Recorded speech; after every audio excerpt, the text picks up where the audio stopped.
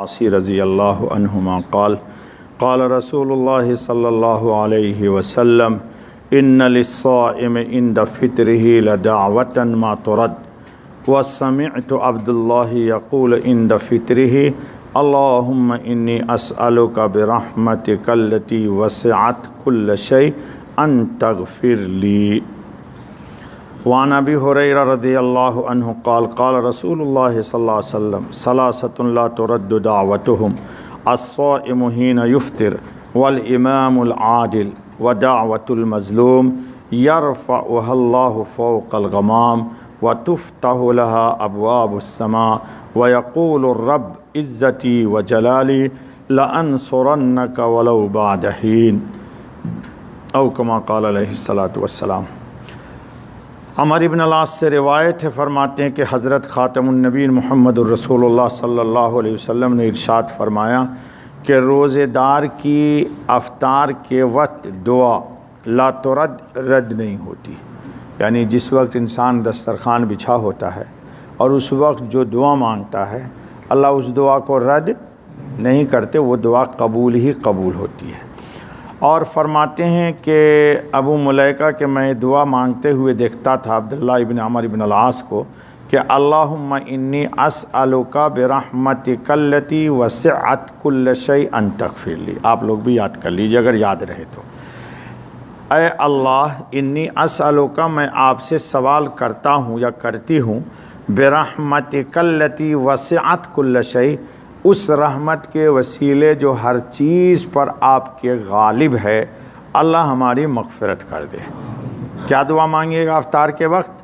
उर्दू ही में कह लीजिए कि ऐ अल्लाह मैं आपसे आपकी उस रहमत के वसीले, बोलो, आपकी उस रहमत के वसीले जो हर चीज़ पर गालिब है, छाई हुई है, हम सवाल करते हैं कि हमारी मग़फ़िरत कर दीजिए। हज़रत दाऊद अलैहिस्सलाम के मुताल्लिक़ है हदीस कुदसी में कि एक रोज़ उन्होंने बैतुल मक़दिस में आवाज़ लगवाई, लोगों जमा हो जाओ, जमा हो जाओ, जमा हो जाओ। सारे बनी इसराइल जमा हो गए। तो हज़रत दाऊद अलैहिस्सलाम मिंबर पर चढ़े और कहा बनी इसराइल को कहो कि ऐ अल्लाह हमारी मग़फ़िरत कर दे। क्या कहो? ऐ अल्लाह हमारी मग़फ़िरत कर दे। उसके बाद कहा वन्सरिफ़ू, चले जाओ तुम लोग बस। तो लोगों ने कहा बस इतनी सी बात के लिए आपने हमको जमा किया था? तो ये कान में आवाज़ पहुंची हज़रत दाऊद अलैहिस्सलाम की। तो फिर कहा कि अल्लाह के बंदो, अल्लाह की मग़फ़िरत मिल जाने का मतलब यह है कि अल्लाह ताला अपनी रहमत में ढाँप ले। तो ढाँप लेगा तो हर चीज़ रहमत में मिल जाएगी। जैसे कि दस्तरखान बिछा हुआ हो यहाँ और कुछ लोगों को एंट्री दे दी जाए मस्जिद में और लॉक कर दिया जाए डोर, तो अब वो आदमी कहे मुझे पानी चाहिए तो मांगने की ज़रूरत है, शरबत चाहिए ज़रूरत है। दस्तरखान पे जितनी भी चीज़ें लगी हुई होंगी ये सब अंदर वालों को वाफिर मकदार में मिलेगी। तो अल्लाह की सबसे बड़ी नेमत जो एक ईमान वालों को मिलेगी वो सबसे बड़ी यह है कि अल्लाह ताला रब्बुल इज़्ज़त हमारी मग़फ़िरत कर दे। मग़फ़िरत का मफ़हूम असल में हम लोग नहीं समझते। मग़फ़िरत का मतलब ये होता है कि हमसे जितनी गलतियाँ हुई, जितनी ख़ताएँ हुई, जितने गुनाह हमसे हुए, अल्लाह पाक किसी गुनाह पर हमसे कोई जुस्तजू व सवाल न करे और बग़ैर किसी हमारे सबब के अल्लाह अपने फ़ज़ल से उन तमाम गुनाहों को माफ़ कर दे, दरगुज़र कर दे। हम पकड़ के काबिल हैं फिर भी हमारी गिरफ्त न हो, हम पकड़ के काबिल हैं लेकिन हमारी पकड़ न हो, हमसे किसी तरह का कोई सवाल ही ना हो। और एक तो ये कि हमें माफ़ कर दिया जाए और दूसरे हमें अल्लाह पाक ख़ज़ाने रहमत की हर नेमत से नवाज दे। ये मतलब होता है किसका? मग़फ़िरत का। इसीलिए कुरान करीम ने हमेशा अल्लाह पाक की सिफ़ात में आया कि अल्लाह गफ़ूरुर रहीम हैं। हज़रत अबू हुरैरा कहते हैं कि रसूल अकरम सल्लल्लाहु अलैहि वसल्लम ने फरमाया कि 3 आदमी की दुआ रद्द नहीं होती। साइम हीना युफ्तिरो, रोज़ेदार जिस वक्त के रोज़ा खोलता है, वल इमामुल आदिल, और इमाम आदिल, इंसाफ परवर इंसाफ पसंद हाकिम, उसकी भी दुआ रद्द। व दावतुल मज़लूम, और कोई आदमी मज़लूम है, किसी ने उस पर कोई जुल्म किया है, तो ये 3 आदमी की दुआ रद्द। हदीस में आया कि यरफ़अहुल्लाहु फ़ौक़ल गमाम, आसमान के ऊपर अल्लाह इसको उठा के ले जाते, ये दुआ नीचे नहीं रहती। और उसके लिए तुफ़्तहु लहा अबवाबुस्समा, अल्लाह आसमान का दरवाज़ा खोल देते हैं। वो शेर सुनाया था ना कभी आपको, आह जाती है फलक पर रहम लाने के लिए।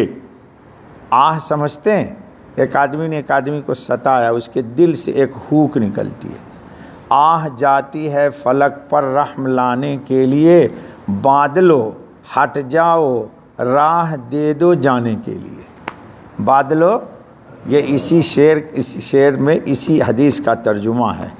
वयक़ूल रब, और अल्लाह पाक फरमाते इज़्ज़ती व जलाली, मुझे इज़्ज़त की कसम, मुझे जलाल की कसम, लअनसुरन्नक वलौ बाद हीन, हम तुम्हारी ज़रूर मदद करेंगे, हम तुम्हारी ज़रूर मदद करेंगे, वलौ बाद हीन, भले थोड़ी देर बाद।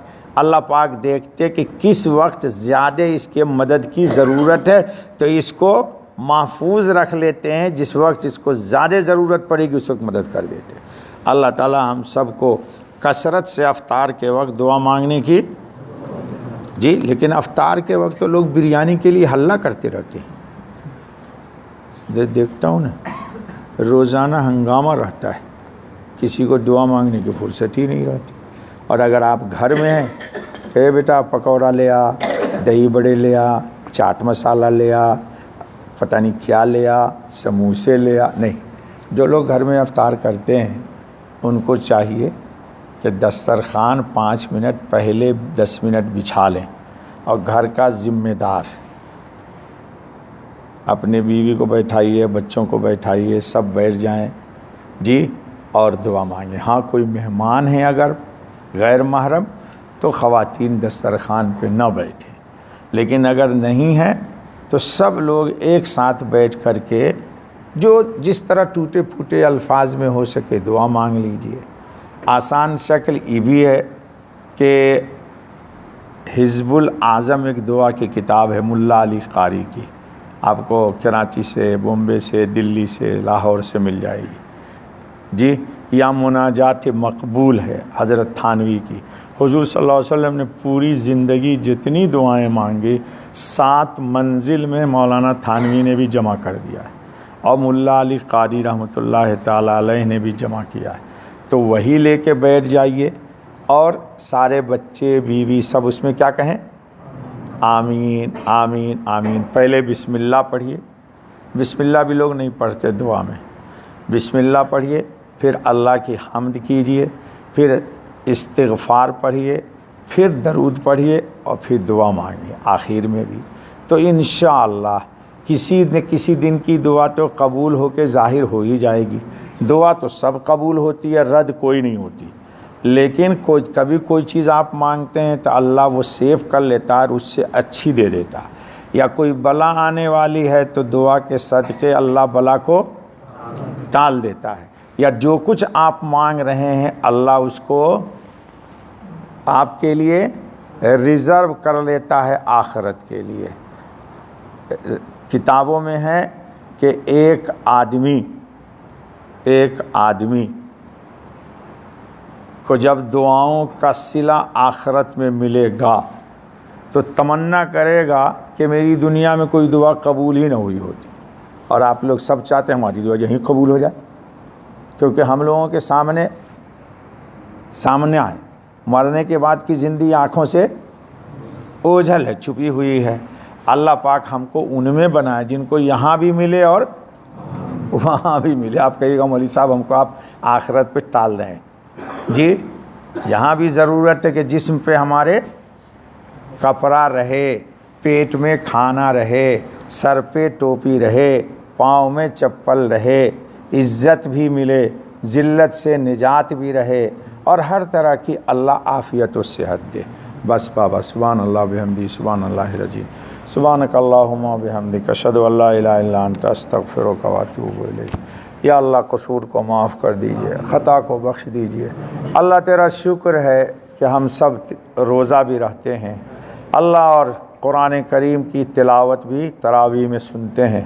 अल्लाह इन तमाम टूटे फूटे अमाल को हमारे कबूल कर लीजिए। अल्लाह अपनी रज़ा का ज़रिया बना दीजिए। अल्लाह अपनी जन्नतुल फिरदौस में हम सब को आला से आला मकाम दीजिए। हमारे माँ बाप की भी मग़फ़िरत फरमाइए, बीवी बच्चों की भी मग़फ़िरत फरमाइए, तमाम मुक़्तदियों और उनके बीवी बच्चों की मग़फ़िरत फरमाइए। जो परेशान हैं उनकी परेशानी को दूर कर दीजिए, जो मुसीबत में है उनकी मुसीबत को टाल दीजिए। अल्लाह तमाम तरह की दुनिया और आखिरत की खुशी दीजिए, हयात तय्यबा नसीब फरमाइए, सेहत दे दीजिए।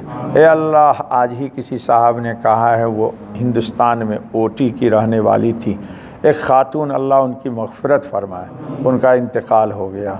रोज़ाना किसी न किसी के इंतकाल की ख़बर आती है हमारे पास।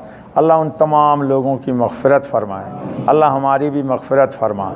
मग़फ़िरत का अशरा ही चल रहा है। अल्लाह ये नेमत हम सब के दामन में डाल दीजिए। अल्लाह हमारे दर्स को कबूल कीजिए। दर्स का सवाब हज़रत ख़ातमुन नबीन सल्लल्लाहु अलैहि वसल्लम की जनाब में इलाहुल आलमीन बतौर तोहफ़े के पेश कर दीजिए। अल्लाह हमारे लिए इसको सआदत दारैन का ज़रिया बना। अल्लाह हमारी दुआ को कबूल फरमा। सुबहान रब्बिका रब्बिल इज़्ज़ति अम्मा यसिफ़ून व सलामुन अलल मुरसलीन वल्हम्दुलिल्लाहि रब्बिल आलमीन। सुबहानक अल्लाहुम्मा बिहम्दिक, अशहदु अल्ला इलाहा इल्ला अंत, अस्तगफिरुका।